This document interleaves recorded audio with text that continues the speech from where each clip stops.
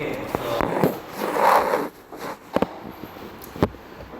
the class before the last class, we started a math problem, right? And we said that we will finish that math. And this math is also the syllabus for the next quiz. So we will start from here. So if you remember what we did, suppose we have a simple non-sinusoidal wave, and we were analyzing the harmonic component present in the current waveform, right? And then we started taking the implication for your average current, coefficient An and Bn, and then we found an interesting characteristics of this wave is that there should be only odd number of harmonics present in the current waveform, right? So in that case, what was my current waveform then? My IST was my IDC plus summation of n equals to 1 to infinity an cos n omega t plus bn sin n omega t. That was my generalized equation for the Fourier series. So from that analysis we found that my IDC it becomes 0, my AN that is also 0. So finally in the current component I will only have IST, it should be summation of n equals to 1, 3, 5 up to infinity, because there should be only the odd harmonics present in the current wave, right? And then it should be Bn sin n omega t. That should be your current equation. So in terms of magnitude, if we write, we can write IST, that should be your 4I naught over n pi in terms of summation, where n should be 1, 3, 5 up to infinity. So let me write it down clearly.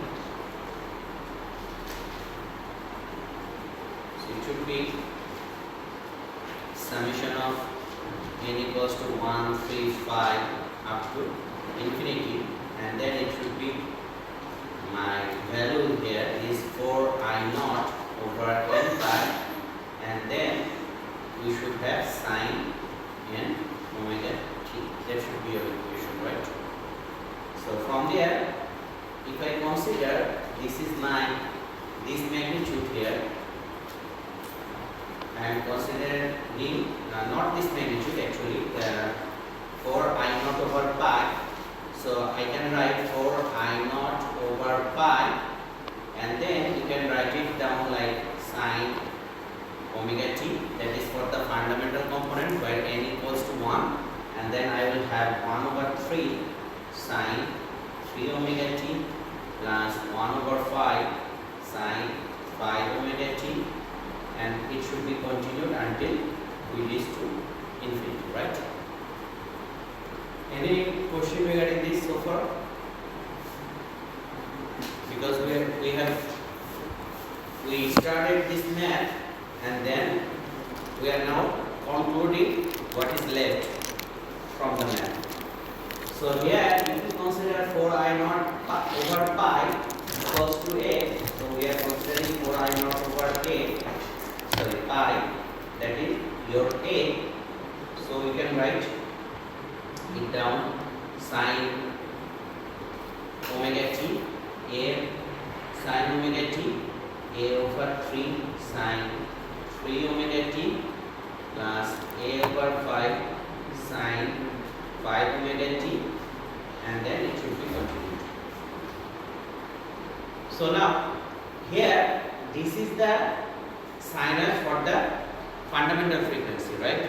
This is the sine wave for the third harmonics. This is fifth harmonics component. So if I want to get the RMS value of the fundamental component, how I can get that? So can you tell me how RMS value changes with frequency? If you have a fundamental frequency component that has a 400 volt peak to peak value, and you have a third harmonics that has a 400 peak to peak value. So whose RMS value would be the higher or lower?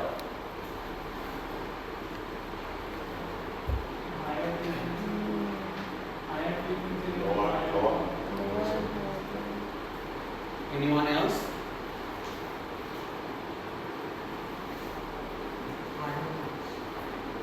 Okay, how many are on the favor of third harmonics? The RMS value would be higher. Fundamental frequency and third harmonics.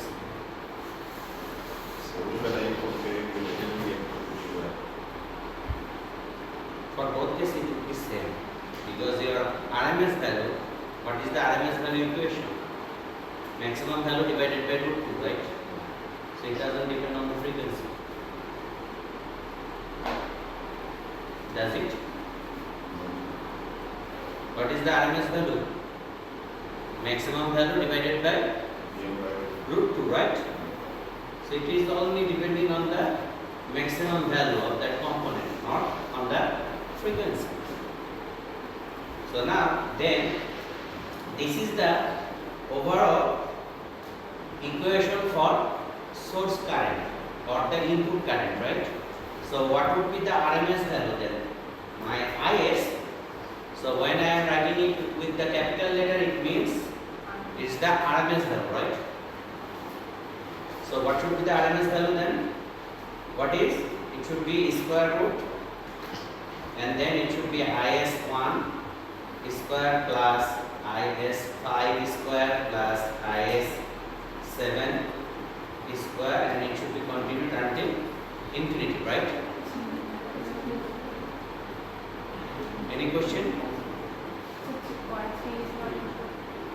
What? I actually missed it. So IS3 should be there as well. So now, what is the RMS value of the fundamental component then? It should be, what is the magnitude of the fundamental component? A, right? So the RMS value should be A over root 2, and then that should be your RMS value, right? What is the RMS value for the maximum value of the third component? A over 3, right? So RMS value it should be A over 3 root 2, and square, that should be your component, right? Similarly, what is the magnitude of the peak value of the fifth component? A by 5. So the RMS value it should be 5 root 2 whole square, and it should continue, right? So now here, if I take A over root 2 square common, so what we can write? Please don't in the class. If you want to talk, you just give your attendance and you go.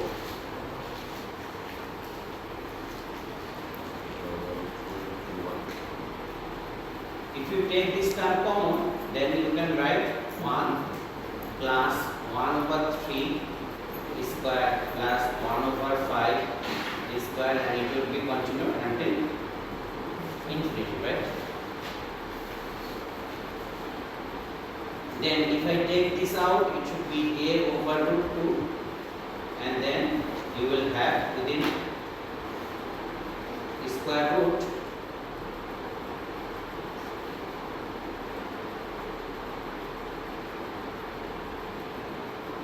1 plus 1 over 3 whole square plus 1 over 5 whole square, and then it should continue like this, right?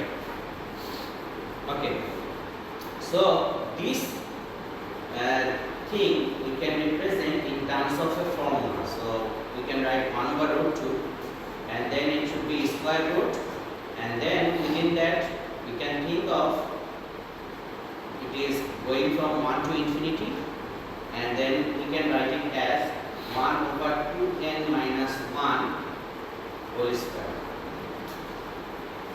Because when your n value is 1, it means 1 over 1, it becomes 1 plus 1, right?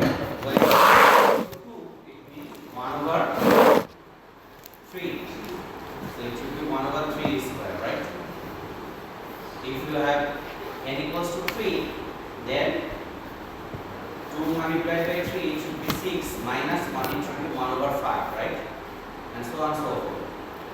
So if you see, these have a magnitude, so we can write it down like a over root 2, and then this area, this theorem, it has a value of pi square over 8. So if you search it online, there are lots of theorem like this. Okay, pi square by 8. That should be the value for this series, this type of series. So now, then what should be the exact value then? A over root 2 multiplied by, it should be pi over, what is 8? 8 is 2 multiplied by 4, right? So it should be 2 root 2, right? So what was my A? 4 I naught over pi, right? As root 2, and here we got pi over 2 root 2. So this pi will cancel out, and root 2 becomes 2, right? And 2 multiplied by 2, it becomes 4, right? So we can cancel with that one. So finally we will have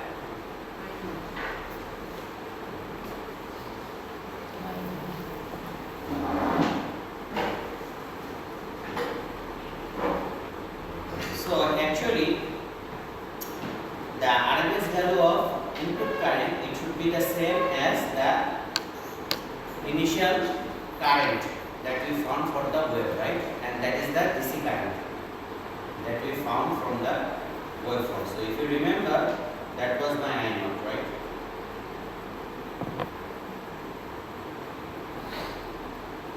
Because what is the equation for RMS value? It should be my IST, it should be what? The square root of 1 over 2 pi I square dt, right? So here if you take the square term, it should be a positive one, right? And the constant one. And for the negative half, if you also take the square of it, then it will flip and it will have a positive value same as this one, right? So if you take the RMS value, it will become the constant line, right? Like the DC, right?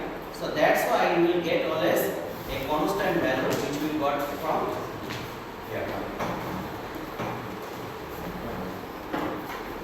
Any question regarding this? Okay, put your attendance on a blank page.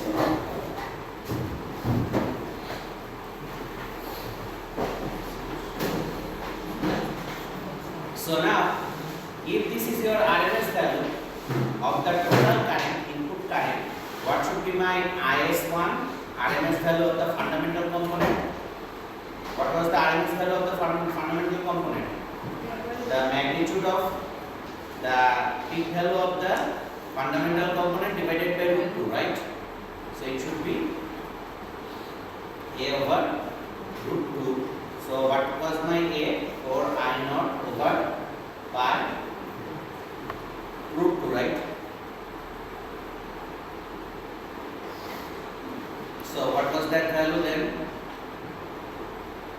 If you do that, it should be 2 root 2 I naught over pi. So what is this value? Can you calculate?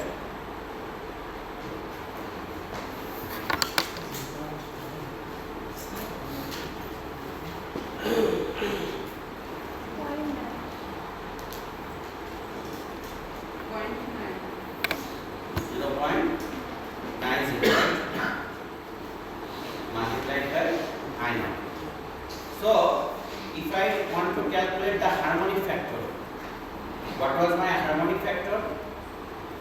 It was is over is1 whole square minus 1, right?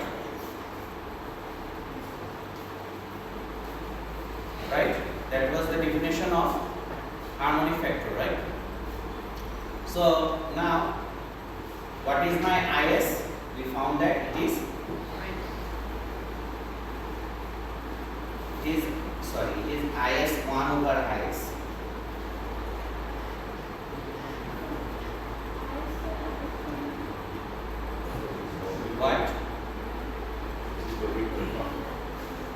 What was my harmonic factor definition?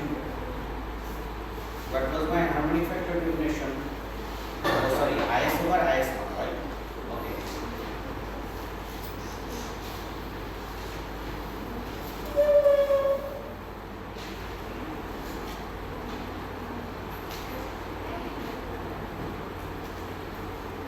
It should be is over is1 minus 1. So what is my is? What is is? I naught, right? The RMS value of is is I naught, right?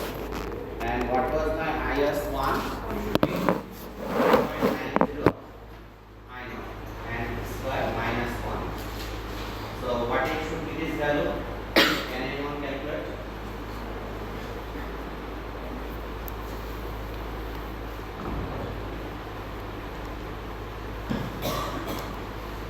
What should be this value?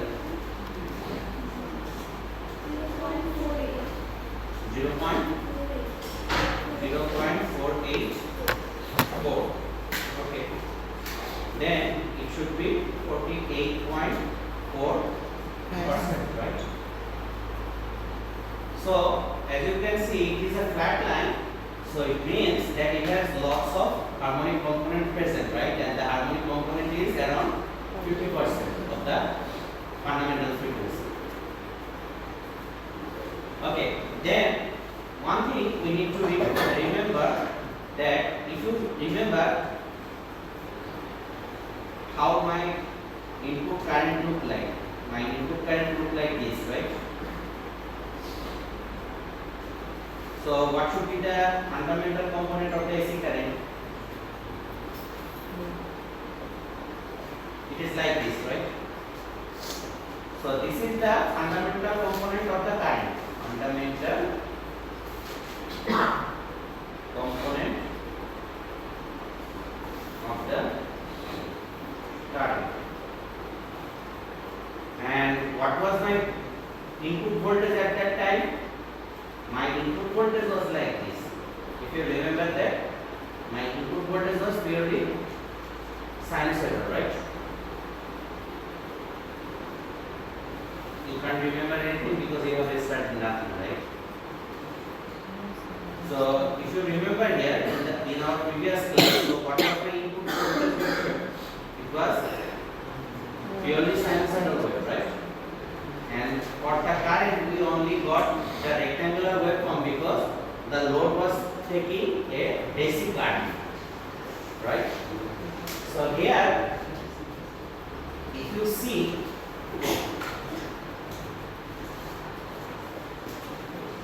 so what is the difference of phase angle between the fundamental component of the voltage and the fundamental components of the current?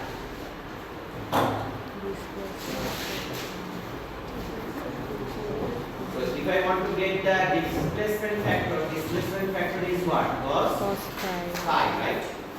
What was the cos? What was the phi angle? It was the angle difference between the fundamental voltage and the fundamental component of the current, right?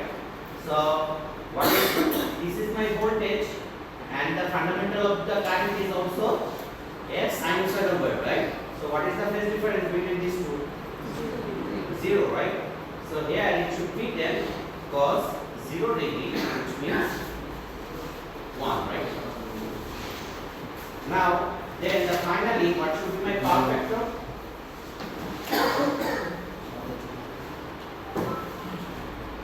Power factor PF, it should be I IS1 over IS multiplied by displacement factor.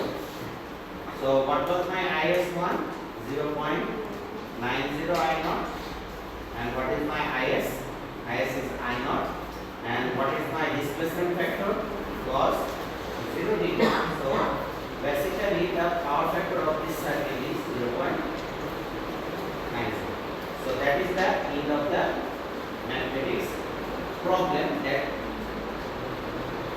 has the same thing.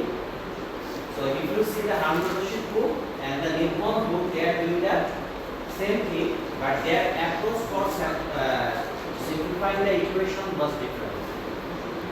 So I just simplified both versions and gave you a generalized expression to or the way to solve the problem.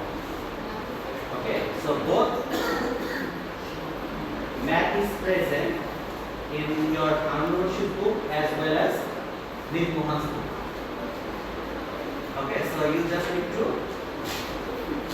do it by yourself. So this type of math will be in your course. I will give you one math problem.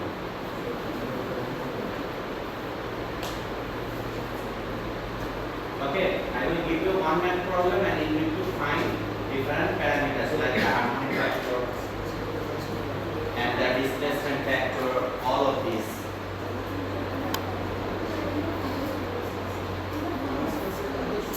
Quiz. So is there any question regarding this? Okay, so I should tell you the examples where I took it. So let me go to the power electronics book. So as you can see, these are the book for power electronics. I studied 13 books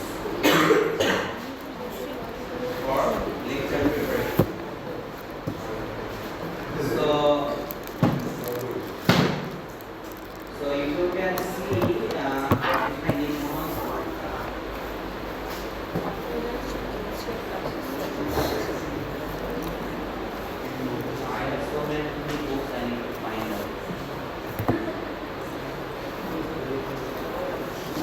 this is my mid-mount board.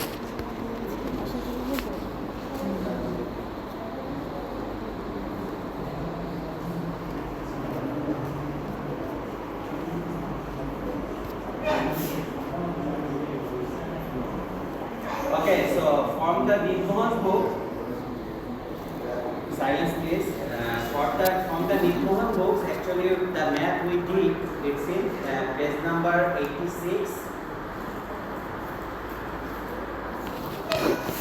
To 87. That are the same math problems. 86 to 87. And if I refer the same problem in Hamid book. Okay, so one more thing. I have uploaded 2 versions of the Hamid book, but actually I am following the international version. So I am actually following this book. So from Hamid book,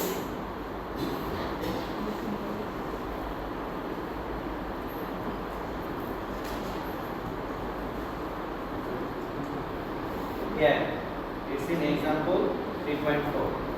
Both are doing the same thing. As you can see there, the last part just we did, the harmonic factor is 48.4%, right? And the power factor was 0.90 lagging, right? Why you need to zoom that? I just said you the example, right? So it should be in page number 117 and 118. Example 3.4.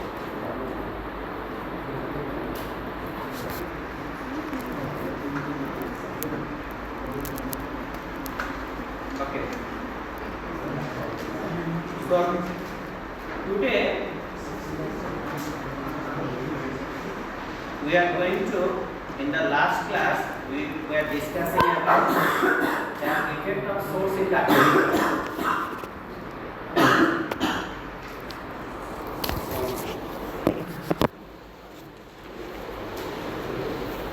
So in the last class we are discussing about the effect of load inductance, source inductance on the performance, right? So now if we have a simple battery charger, for example you have only battery, that we are neglecting any type of resistance or inductance as separately. So how my performance is going to be? So it's in Mohan book. That's why I opened the Mohan book, because every time I try to know something, you always say what is the reference number, right? So here you can see it's in Mohan book.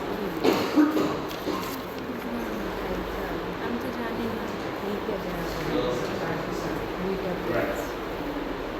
Here it is the Mohan book. As you can see, it is taken from here, 92. Page number 92. Okay, so it should be page number 92.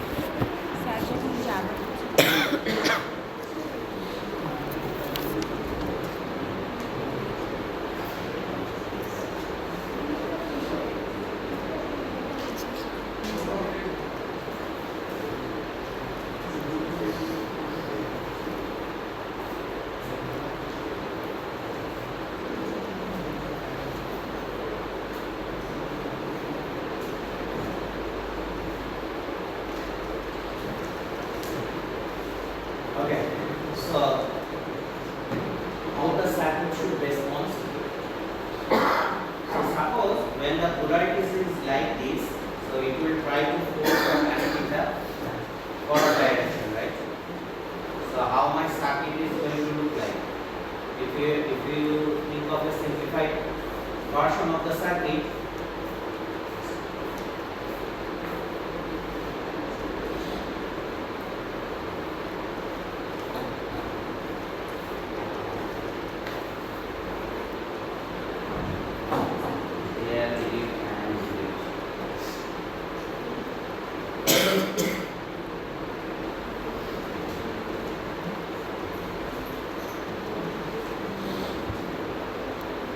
so during the positive half of the input waveform, like this, so suppose this is the positive half that we are considering, right? So my circuit would look like the current will try to flow through this diode, then through the battery circuit, and then it will come back like this, right? So the equivalent circuit will be like this. So when my current in the forward direction can flow, when your input voltage is higher than your battery voltage, right? Right? So what should be that point? This should be this point, right? Where that current should start flowing in the circuit, because at this moment here your Vm sin omega t, it will become equal to Vd, right? Right? So at this moment when D1 and D2 is short circuited, then what will happen? The difference between Vd and Vd, it should appear across the inductance, right? So the area that is under this curve, it should be your VL, right? So that's why you can see this area is here, inside VL, right? So during that time, since you have a positive voltage across the inductor, then what will happen? The inductor will start charging, right? So then here you can see from this point unto this point, the inductor will charge, right? Any question regarding this?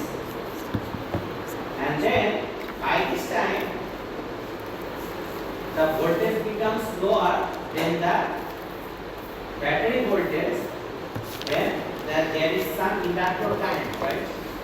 So will the inductor allow the current to drop down to zero suddenly? It will take some time, right? So it will discharge like this, and you will find that up to this point, this inter voltage, the difference between these two, it should appear across the inductor, right? So your inductor voltage, it should be negative, because when the voltage across the inductor is positive, the inductor should charge, right? And when the voltage across the inductor is negative, that's when the inductor needs to discharge, right? And the area under this curve should be close to zero over a complete cycle, right? Otherwise, the energy should not be zero, right? So during the cosine of cycle, the amount of energy the inductor is taking, it should give it back during the negative half cycle. Otherwise, there should be some stored energy in the inductor, right? So here, then at this moment, if I want to get the current equation, how can we do that? What was the current equation? My L S multiplied by di over dt, it was what? It should be Vm sin omega t minus Vd, right? Right? So if I want to get the current at any point, like suppose this is the point where I need to get the current. Okay, so theta b is the angle where your current was zero, right? So you should have a zero current at theta b, and then current will jump from a certain value from theta b to theta, right? Right? So now what we can write it from here? Ls multiplied by omega multiplied by di, you can write it as Vm sin omega t minus Vd multiplied by d of omega t, right? That's what we did in the last class, right? But now here, if you want to find the angle from theta b to some point where your angle is theta, and you have a definite current, not zero current, because you know for certain when theta equals to theta f, the current will drop down to zero again, right? So in between theta b and theta f, if you want to have a current equation or magnitude of the current, you need to develop a equation for that, right? So how we can do that? So here we can write it as my di, it should be 1 over Ls multiplied by omega, and then it should be Vm sin omega t minus Vd d of omega t. So now here in the previous case we did some integration, right? From one particular point to other particular point when the inductor was charging or the current was going into transition, right?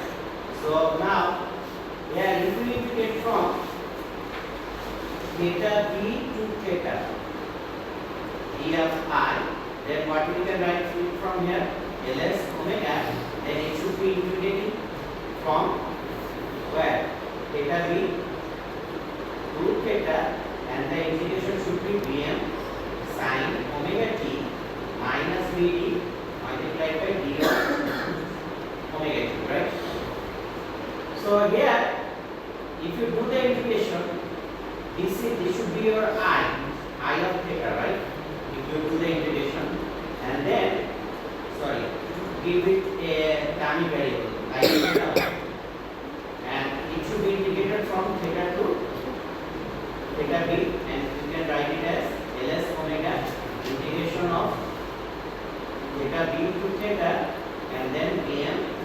sin omega t minus dt d of omega t.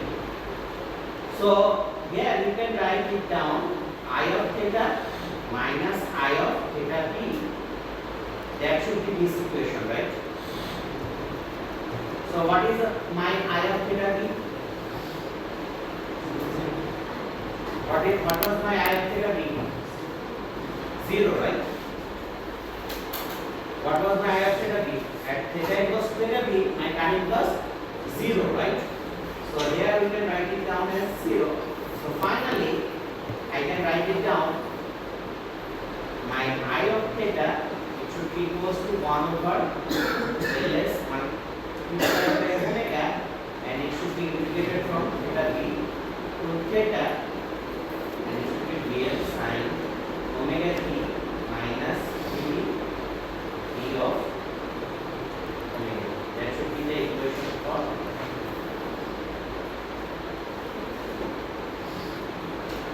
inductor current, right? Any question regarding this? So initially, if you drop the voltage, if your battery voltage is lesser, then you will have more time for the inductor to get charged, right? Right? Any question regarding this? Okay. So suppose then what should be the average value? What should be the average value of ID or the diode current? Can you tell me what is the average value of this current?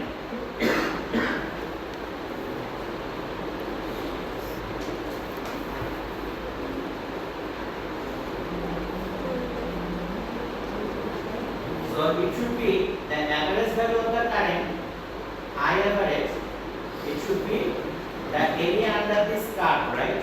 Divided by 1 over pi, right? So it should be 1 over pi, and then it should be integrated from theta b to theta f, right? I of theta, right?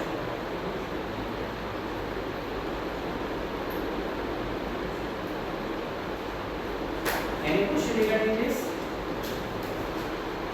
So that's what is said in your book. If you see here, so they did that integration here, and they did that integration from theta b to theta. So if you tell me to zoom it out, so here you can see it is integrating from theta b to theta, and then your theta, it should be 1 over Ls theta b to theta, this term, right? This is what we just did that, right? And then what should be your average current? It should be your ID theta d theta over the time period, right?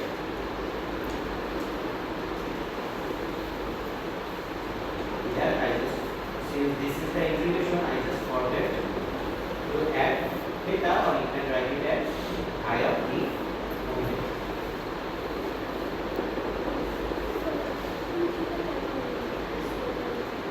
Sorry?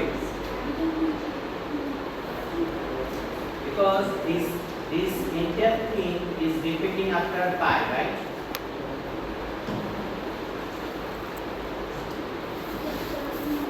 So if you take the integration from 1 over 2 pi, then you have to multiply it by 2 as well, because this thing is repeating twice.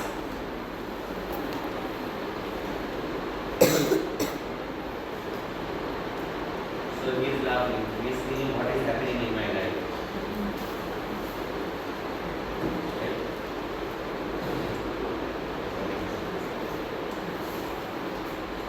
Okay, so now the last topic that we will be discussing today is the three-phase rectifier.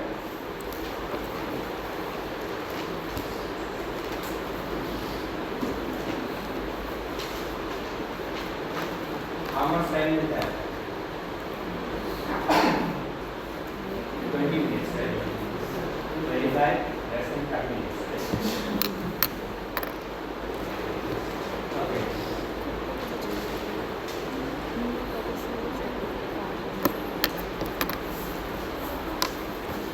So I have just drawn did this wave in MATLAB to show you what is written in the book, whether we get the exact thing or not. So these are the line-to-line voltage. So suppose here we have three terminals, that is my C, A and B. So we are considering my VAN, V of AN, it is like my Vm sin omega t minus 30 degree. Why we are taking minus 30 degree? I will explain that within 5 minutes. Okay. And then my VBN, it should be Vm sin omega t minus, right, 210 or 150. It should lag VAN by 120, right? So it should be minus 150, right? And what should be your VCN?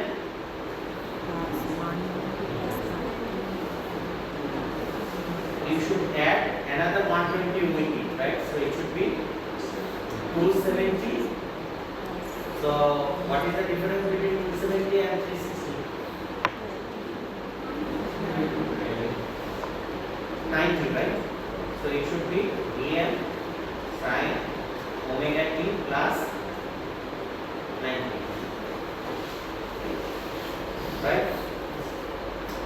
So now here, if you take VAB, it should be VAN minus VBN, right? So what should be this value?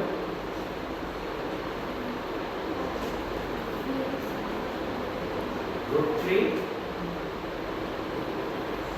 Vm, that should be the magnitude, right? The magnitude should increase by √3 times, right? And then it should be sin omega t. Why?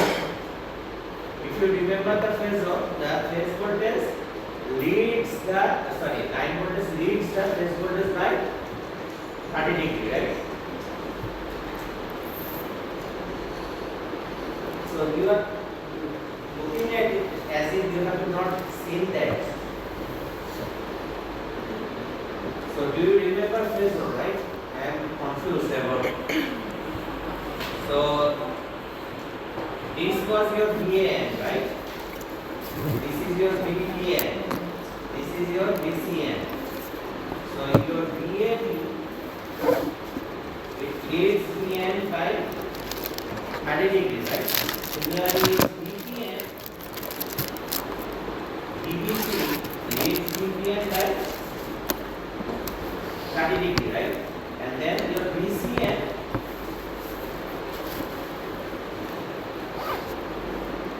leads VCN by 30 degrees. You know this is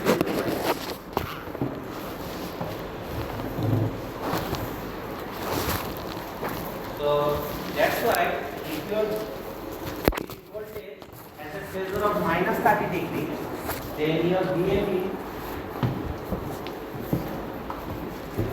then your VAB should lead your VAN by 30 degree.